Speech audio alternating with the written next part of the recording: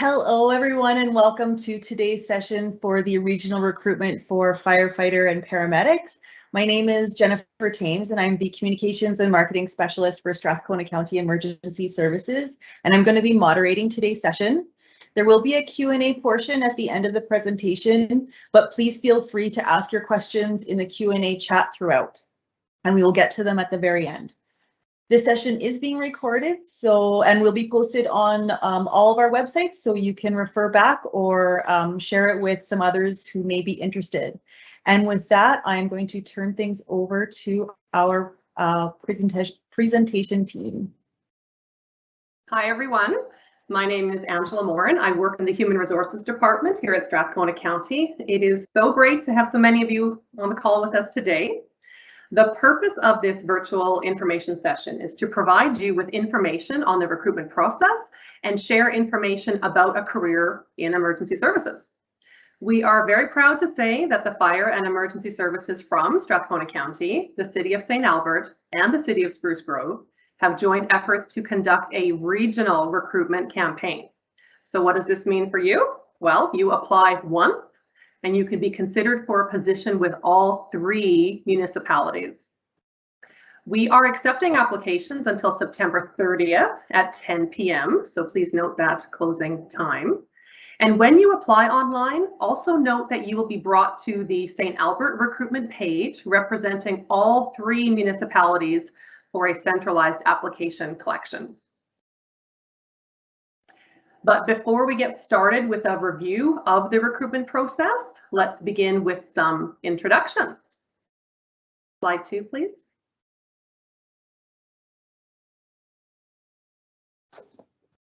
And we'll start with Spruce Grove. Hello, everybody. Robert Knoll with City of Spruce Grove Fire Services, Assistant Deputy Chief of Training. I think we're still waiting for ADC Klebanoski, so maybe I have to introduce him later. Very good, thank you. And St. Albert? Good afternoon, everybody. Vern Elliott here, Deputy Chief of Operations, and Bruce Patterson won't be joining us today, so I'll pass it over to Sheena. Hello, everyone. My name is Sheena Honesty. I work in the Human Resources Department at the City of St. Albert, and I will be one of your contacts if you're an applicant in our competition this year. So nice to meet you all. And Strathcona County. Good afternoon, and thank you for joining us. I'm Kelly Lear, Division Chief of Planning and Training, and with me is Lieutenant Matt Chafee, also with Planning and Training. We oversee the orientation process for new firefighters and facilitate skills maintenance and career development for all firefighters. Great, thank you, everyone. And next slide, please. So as you know, a career within a fully integrated fire and emergency medical service is exciting, fulfilling, diverse, and challenging. Dedicated teams of emergency service professionals save lives and protect property by responding quickly and effectively.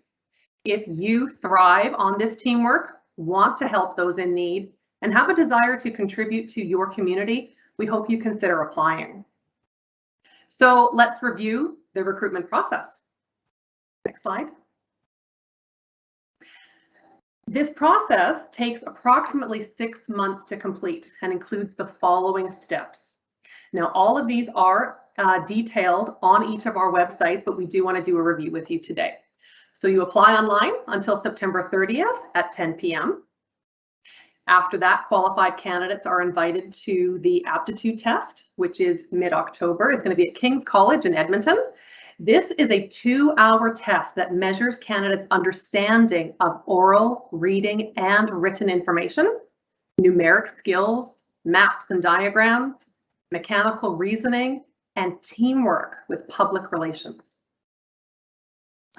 After that, qualified candidates are invited to the U of A Firefighter Fitness Test. This happens in November at the U of A campus. For specific details on what to expect during this test and how to prepare, we encourage you to visit the U of A Firefighter Fitness Testing webpage. But please note, for this portion of the testing, it is the candidate's responsibility to pay for this cost of the test. I believe that the cost is $378 this year. From there is the medical knowledge test. So qualified candidates will be invited to complete this test in December. This will be in St. Albert. Candidates attend a half-day test, which includes an in-depth written exam, followed by a series of stations. They're about 5 to 10 minutes each. You rotate through these stations, providing clinical assessments, differential diagnosis, and possible treatments. After that, qualified candidates are invited to interview. The interview is a panel interview. We expect it to take place the week of January 10th to 14th, 2022. You will meet with representatives from Strathcona County, the City of St. Albert, and Spruce Grove. These interviews will be behavioral-based interview questions. So you are encouraged to prepare and practice for your interview using the STAR technique. If you're not familiar, the STAR technique, S-T-A-R, refers to situation, task, action, and result. And you're encouraged to respond to your answers using this format. After the interviews conclude, we hope to extend conditional offers of employment by the end of January. And then after that, we start the pre-employment medical assessment and drug screening mid-February 2022. So the medical assessment is a condition of employment. It is a general physical, ensuring candidates meet the requirements and physical demands of firefighting. From there, we have an anticipated start date of March 28th, 2022. Next slide, please. So now each department will provide you with a little information about their areas. And we'll start with St. Albert, please.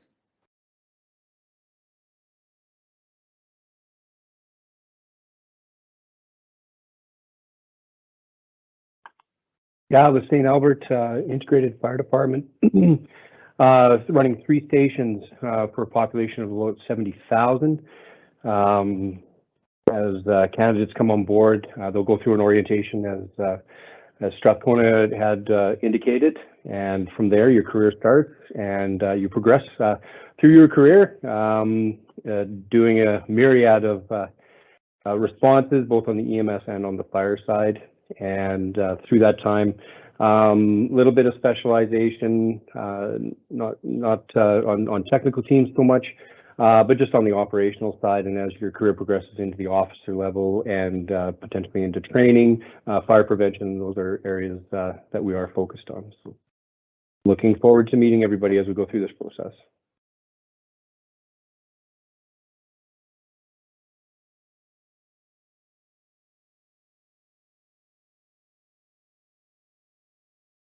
Great, thank you. And now over to the City of Spruce Grove. Good afternoon, everybody. City of Spruce Grove currently provides fire services to the City of Spruce Grove with mutual aid agreements with St. Albert, Parkland County, and Stony Plain. We also provide 2 ambulances as part of the AHS contract. We currently run 4 platoons of 14 staff, and as part of your training here, sometime in your first year, 5 years of employment, if you're not already an ACP, you will be required to complete your ACP training through an in-house program. Pretty much like the rest of the departments, your progression will continue to follow the collective agreement with continued EDP or educational development programs throughout your career up into the officer pool. We do have our own training facility that we have the ability to use on a regular basis. And we share that with the Capital Region partners as well, Strathcona, St. Albert, Parkland County, and Stony Plain, and some other regional partners. And it's, yeah, that's what I've got for there. We have a population of about 40,000, and we do about 1,500 fire rescue calls a year. Wonderful, thank you. And now Strathcona County. Thank you. So we are also a fully integrated department operating out of 4 full-time stations, and we also have 2 part-time rural stations, and we serve a population of approximately 100,000. We serve a diverse community with multiple urban nodes, large rural residential populations, as well as a complex business base up to and including refineries. Once you join us, you'll be assigned shifts on ambulance as well as fire rescue apparatus. And a shift on ambulance means you'll be out the door early, much like everybody else who has a contract with Alberta Health Services. A day on the fire side is very heavy on skills maintenance when you have time between calls. And as the others kind of alluded to, integrated services, because of our skill sets, are very busy and constantly training. Matt, do you want to hit a couple other highlights for us? Certainly. Yeah, I get the easy job here. I get to talk about some of the fun things in Strathcona County that kind of dovetail into our regular responses. So I'm going to talk a little bit about our specialty teams, some of our training opportunities, some of our affiliates, and some of the support we have for our members. So we functionally run 3 different specialty teams that anyone can sign up for after they've hit sort of their senior firefighter level. So these are technical rescue, water rescue, and our drone team. So our technical rescue team is a group of firefighters that receive specialized training in high angle, collapse, and confined space rescues. So there's some really kind of cerebral, heady topics that people get to drill on and get pretty good at it in the course of their career here. Our water rescue team is responsible for things like searches in our different bodies of water here in Strathcona County, as well as swift water rescue. And our drone team is responsible for doing a lot of our sort of geomapping that we run into in our wildland urban interface. So there's a lot of sort of opportunities for people to expand on their careers and pick a specialization down the road, which is kind of neat. Further to that, we have a couple interesting affiliates. We have an honor guard. So these are our members that are responsible for a lot of sort of the coordinated marching that you see at like September 11th and Remembrance Day ceremonies. And we also have a relatively newly formed pipes and drums band, which is they've been having a blast in the last couple of years. It's a new thing, and it's an amazing way for our departments to represent, or our members to represent our department and our profession musically. So if that's your inclination, then that might be something that's a draw for you. In terms of our training, we do a lot of on-shift training. We spend a lot of time sort of honing and refining our skills. Regular sort of firehouse duty training, like throwing ladders and pulling hoses is stuff that we're kind of hitting every week. And we also run a very robust medical simulation program. So we've invested well over $100,000 in medical simulators for our training division here in Strathcona County. So part of your day-to-day quarterly training is you'll occasionally show up at a simulated scene and run through a full training event. You'll be debriefed by people who have run the course through medical direction to just talk about what the best path would be. So we're sort of always practicing those high-end skill sets that we have to deliver on the ambulance. Yeah, that's sort of some of the upshots that I can see about working with Strathcona County. So feel free to hit us with any questions down the road when it's Q&A time. Great, thank you very much. Before we move on to the open forum and question and answer, we'd like to review some of the minimum qualifications. So you will find these posted on all 3 of our websites, but we would like to review them with you now. You must meet one of the following minimum qualifications on the date that you submit your application. So you must have ACP, registered Advance Care Paramedic, second-year Advance Care Paramedic, or graduated of a recognized ACP, students registered as a primary care paramedic that will be writing the Canadian Organization of Paramedic Regulators no later than November 17th, and you must successfully pass that exam. Or registered primary care paramedic and have an NFPA 1001 level 1 and 2 certification, and certification must be held on the date of application. In addition to that, you must also meet these minimum qualifications on the date you submit your application. So currently registered with the ACP as an advanced care paramedic or primary care paramedic, proof of registration must be provided upon application also. You must hold a valid Class 4 driver's license, a valid Class 3 driver's license, and air brake or Q endorsement must be completed by the start date. That's a condition of employment also. This will be provided in the form of a driver's abstract demonstrating a satisfactory driving record with 6 demerits or fewer. You must also have the ability to successfully obtain and maintain a vulnerable sector police information check. This will be required upon offer, and it is also a condition of employment. You must be able to pass a physical and the medical standards, including eyesight and audible, as outlined in the NFPA standard. And the following are preferred but not mandatory: emergency medical fire response work experience, current ITLS, PALS, and ACLS certification. Now, certified advanced care paramedics will receive training for NFPA 1001 dependent on the department.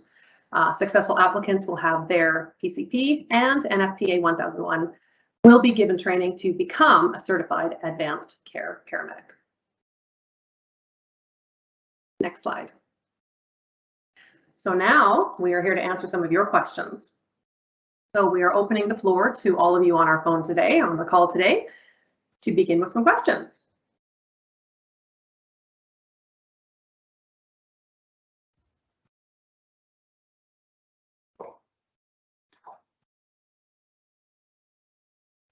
All right, thank you, Angela. And I am going to be taking a look at some of the questions. We've had a couple roll in, so if you do have some more, feel free to put them in the chat. So the first one is going to be to Angela. Actually, there's a couple of them here. So if they're unable to be in person for the aptitude test, is there an online option available? I don't know if that option is available. I'm actually going to have to look into that for you. So I'm going to make a note of that, and then we'll provide that information unless somebody else on the call does have that knowledge, if it can be done online. I think in person is always the preference, but I will find out. I don't think I have an answer for that. And the next one is if they need to redo the physical, or do they need to redo the physical if they've recently completed it? I do believe that there is a timeline for that with dates. So I'll check on the U of A website for you on that and see if we can get an answer to you by the end of this discussion here.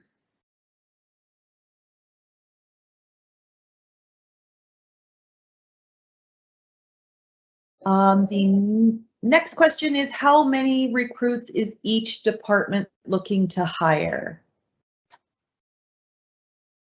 Well, collectively, we have just about 20 opportunities available within the 3 areas. Specifically, Strathcona County has at least 12 or 13. And then I'll let St. Albert and Spruce Grove reply to their numbers also.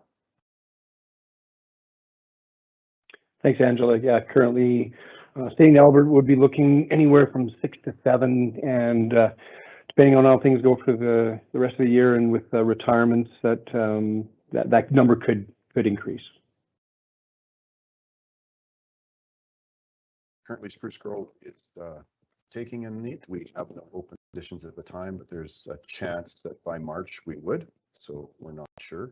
But at this time, there would be just participation in the program.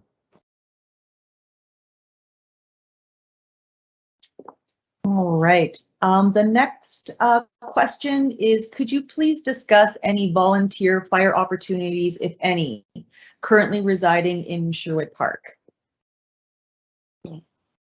Yeah, thank you for the question. We have part-time employees, so that they're not true volunteers in how you're likely thinking of it. And you do have to live within the radius around Ardrossan and South Cooking Lake to be included within those stations and then be response capable in a timely fashion. So if you do live in Strathcona County, that's certainly something you can reach out to the department and we'll help guide you through.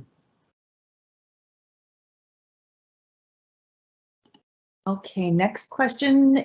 Will a Class 2 license with air brakes be accepted? Yes, that covers the 4 and the 3. Same answer. Okay. If you are required vision correction surgery, at what timeline does the need to be, or what timeline does it need to be complete? Prior to the medical or prior to application? I believe that is prior to the medical, because you must be able to pass the vision and hearing at the time of the medical.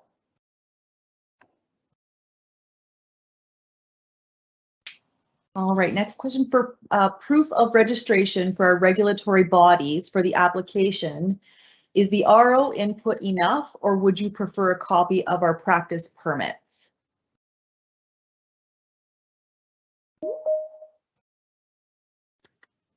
I would recommend attaching the practice permit just on the off chance you accidentally enter the number wrong. At least we can do a follow-up.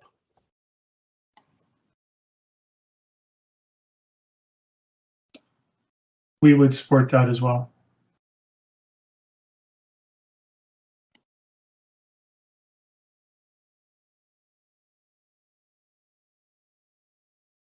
Due to COVID, our skills camp for NFPAs were postponed to October. Does this disqualify us for this recruitment? I would think we could probably look at it the same way as the copper writing of November 17th, as long as they had their certification by that date. I don't know. That's way I would think Spruce Grove would look at it. I'll leave that up to the rest to agree or disagree. Yeah, given the current conditions that we're in, I think we have to allow for a little bit of latitude, but that's one we'll just have to case by case as we get applications in and look at the situation. Speaking for Strathcona, we'll fall in line with that as well.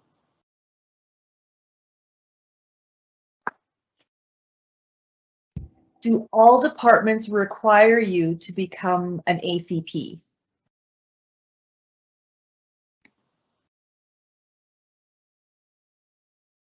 I'm actually going to let, we have Ryan Beltuzin and Eric Munn. I forgot to introduce them at the start. I'll let one of those two fine gentlemen answer that question on our behalf.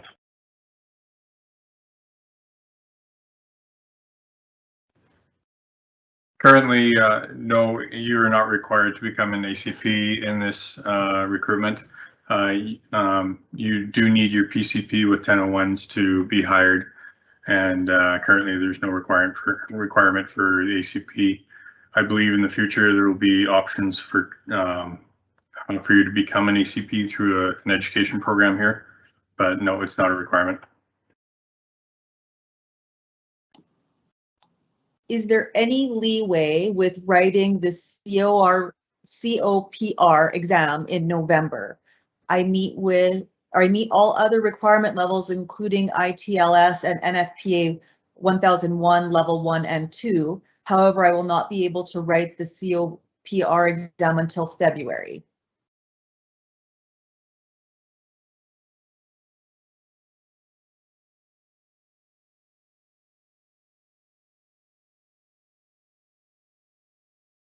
Is there anyone that can answer that on the call? Running till February is getting a little bit late to the game, unfortunately. Yeah, we have to be firm on some of our entry requirements. So in that case, unless it was extenuating circumstances, that's kind of my stance on it.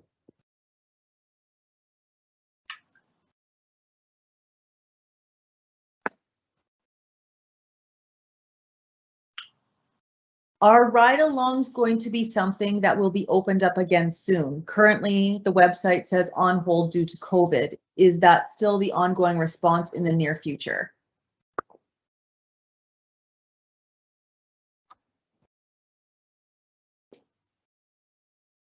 From St. Albert, yes, that'll be our stance while we go through these times.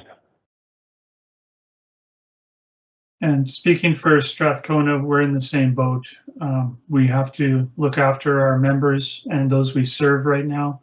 And unfortunately, that means it's a little bit more challenging for those to engage in things like ride-alongs.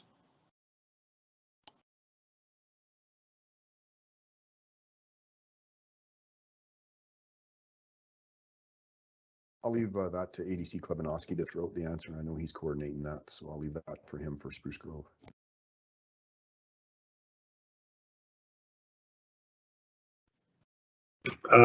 Thanks, ADC Canal. Ride-alongs are suspended here in Spruce Grove for the time being, evaluated by the Chief's office, I would say on a quarterly basis, but as for now, it's the same for everybody else. We're going to suspend them for now.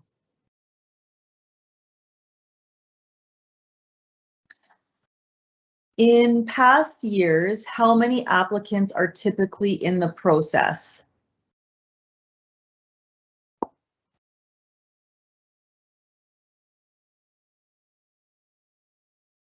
I think on average, Oh, sorry. oh, go ahead, Robert. We've averaged as high as around 120. I think last year's we were right around the 90 mark. So it all depends on the year. I think the bigger the group, you may see a lot more applicants this time because we have 3 different departments vying for the candidates. So I think we'll see more applicants this round.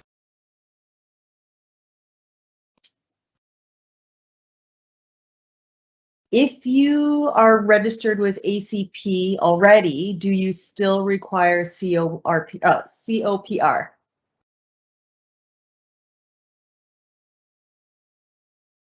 If you've got ACP registration already, then you're set. You're past the COPR.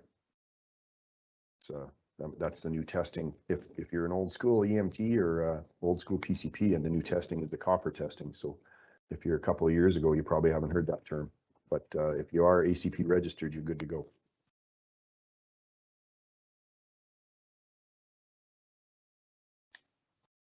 All right, so we don't have any more questions in the Q&A, but we'll give you a couple more minutes just to type in your last minute questions. Again, if you do have any questions after the session, please feel free to reach out. The contact emails are listed on each department's website. Definitely feel free to reach out if you have any questions after the event. Just to touch, sorry, Jennifer, yeah, just to touch on one question there, I forgot to chime in. We, Spruce Grove does have a requirement for you to complete your ACP in a set time frame. I had said it earlier in case it was missed. We do have a 5-year requirement to complete your ACP. It's an in-house program, and it is part of your employment to be able to maintain your employment with the City of Spruce Grove.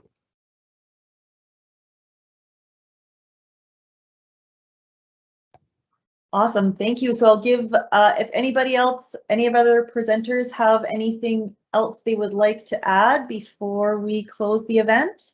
I can throw it out to anyone who's obviously ride-alongs are canceled. That's pretty hard for you guys to get a feel for the service with that not being offered.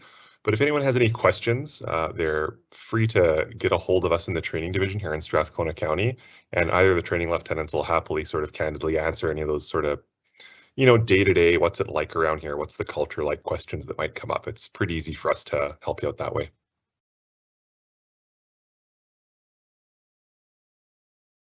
Okay, I see we have a couple new questions that have come in. Does Strathcona have any fitness test prep opportunities similar to the City of Edmonton Fit for Fire? We do not offer programs like that. I think it was referred to earlier on that U of A has some programs that'll help you prepare for the physical side of it, but we do not have a program to support that at present. This next one, maybe I will throw it out to one of the St. Albert firefighter paramedics. What does the first year of a probationary firefighter look like?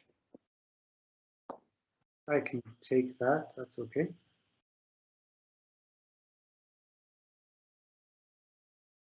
First year of a probationary firefighter in the City of St. Albert, a lot of it, the first few months starts off with a bunch of training actually, because we have to get you used to our system and learn how to function in our system. Then you are assigned a station and you are given a mentor, and you are put into a rotation where there's 50% of your time spent on the ambulance, 50% of your time is spent on the fire engine. So we do try to get you exposed to both sides of the job right away, and that actually, you move into that role, that becomes your role as you move forward in years with the service. So you'll do 50% on the ambulance, 50% on the fire truck, and then as you move through your years, you'll also be brought into apparatus operations, tower ladder operations, and more things open up to you. But for that first year, it's your 50-50 mix, and I hope that answers your question. If you have a follow-up with that, that's fine as well.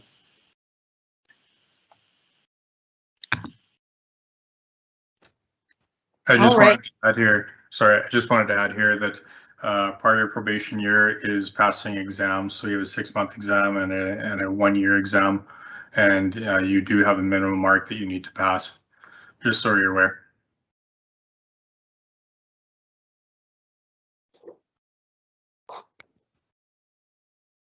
Okay, next question is, where does each department find the most applicants falling out of the process, and at which step? We lose most of our candidates at the physical because I don't think people are truly understand how difficult it is. You can't sign up and in a week go and run it, that's for sure. If you guys haven't started prepping for it, you should probably, it's minimum, the U of A suggests minimum 12 weeks of prep. So it's tough. If you have the ability to contact somebody that's done one and get the information from them, is probably your best bet. Try and find somebody that's done it. And give you some pointers on how to prepare for it, because it is probably the #1 spot we lose the majority of the candidates. And add to Chief Canal there that it's probably 12 weeks of prep for a fit person. So if you define yourself thusly, then yeah, get after it. And the Yeah, U of A comment. Firefighter Fitness Test website actually does have information on what to expect and how to prepare. So you are absolutely encouraged to thoroughly read through the U of A Firefighter Fitness webpage to get that information. Yeah, I'll add to that the physical is definitely a crux for a lot of individuals, but I promote that you start preparing for all the phases at this stage. If you are serious about applying, that there's multiple stages that you have to go through, that you know, even with the interview, a lot of people overlook that and go in, my experience is, I won't say ill prepared, but not prepared as well as they could be. So to add to that, Chief Elliott's comment there, there's ability to find information on the OSCEs as well. So spend some time looking at those. As we see, sometimes it's a bit unnerving to see the marks that come out of the OSCEs when we're trying to hire folks out of there. Prep is good for all portions of it.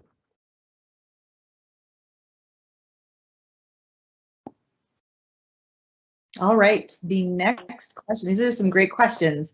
Around when in December will the medical testing day be?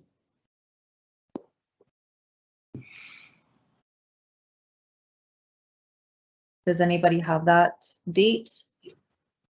From Spruce Grove, no, we don't have a confirmed date quite yet. I was in conversation with our vendor on that this morning, but I do not have a confirmed date as of today. I'd like to add on that also that as we do have confirmed dates, they will be updated on the website for everybody. And then we will also be reaching out to the candidates to confirm that you do have the most current up-to-date information as well.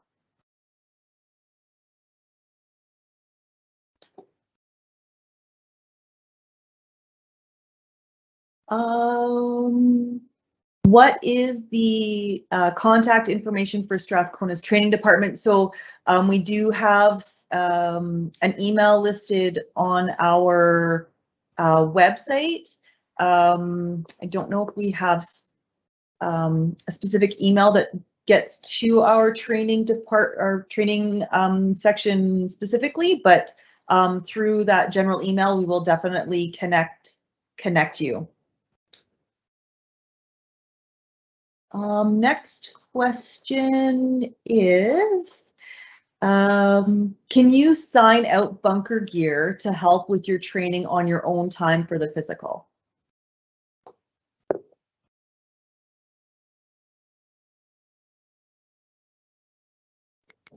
There's That's probably not, that's not an option with Spruce Grove, but there's a lot of other things you can still do. A winter coat and a backpack, snow pants. There's still lots of things you can still do with your own gear at home to get that heat up.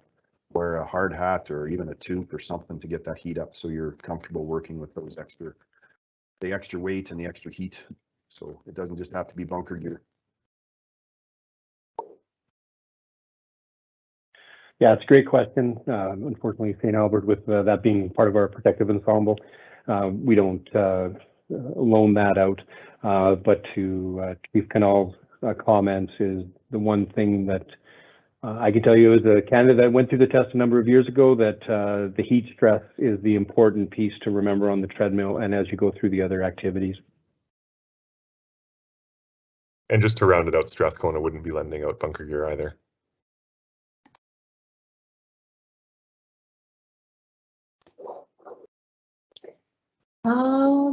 With COVID-19 and all the testing phases, is there a grace period or makeup times allowed if an applicant tests positive? Also, any big changes in application process due to COVID? So we do need to adhere to provincial guidelines, and as we're all aware, they are changing rapidly and frequently, and we will adhere to the guidelines, but everything will change constantly, and we'll update you along the way for those processes. Now, because of the external testing that does occur, we also must adhere to those companies' guidelines. So, for example, the U of A fitness testing, they will be updating their website soon with their updated requirements, as well as the other testing also. So as we get to each stage of the process, you will be updated with the most current information, guidelines, and requirements with regard to COVID, and more specifically once we get to interviews and pre-requirements, etc. But at this time, we just have to adhere to provincial guidelines. And if there are any specific cases, as you are suggesting, any grace makeup times, I think we'll just have to do a case-by-case basis following those testing requirements and regulations and timelines. So it'll just be a constantly moving discussion. All right, and just one comment to our presenters. Thank you everyone for this call and your time in prepping this. Much appreciated. Stay safe. Some great questions from you all. And again, if you have questions after, please don't hesitate to contact us. One last chance to our presenters to add any closing thoughts.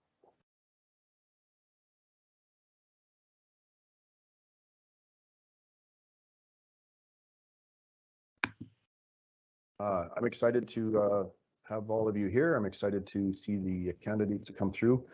It's pretty exciting to have St. Albert back in the process with us. So it's really a great opportunity for the candidates coming in to be able to hit 3 departments with one try. So all I can say is take the time to be educate yourselves, prep for the aptitude, the OSCEs, and the physical, and just makes it that much easier for us to have a great candidate pool to pick from. So good luck to everybody.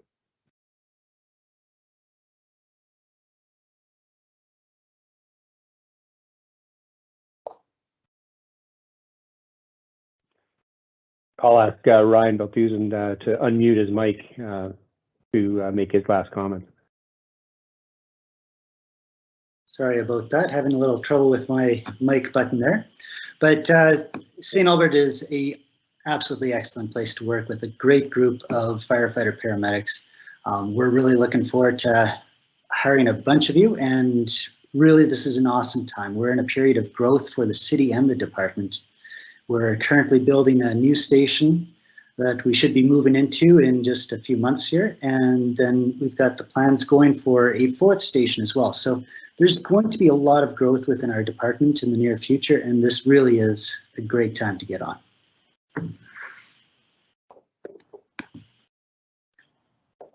And I'll jump on and support everything that's said. The whole region, there's growth going on. There's lots of opportunities. These are all great departments. We work closely together. No matter where you land, you're gonna learn that. And we're excited to go through this. We hope we have a lot of good quality applicants. And like they said, we look forward to meeting you soon.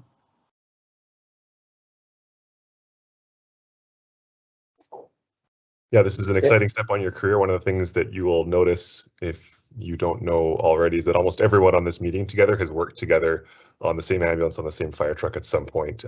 All of us here in uniform have been served together in some way. So it's a great region to work for, and congratulations on taking the step. Yeah, and I'll echo that. I mean, recently, just as far back as May, we had representatives from Spruce Grove and Strathcona at a significant fire. So to Kelly Lear's comments is that this is an incredible region to be working in, and looking forward to meeting you and welcoming some of you into our departments. So good luck, and yeah, take care.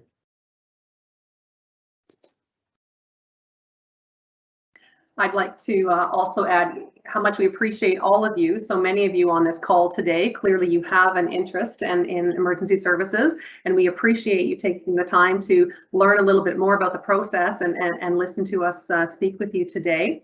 I'd like to remind you to, or encourage you rather, to go on to the 3 separate websites to look at the specific information for our 3 regions, and then consider applying. So please remember to apply by September 30th. The closing time is at 10 p.m.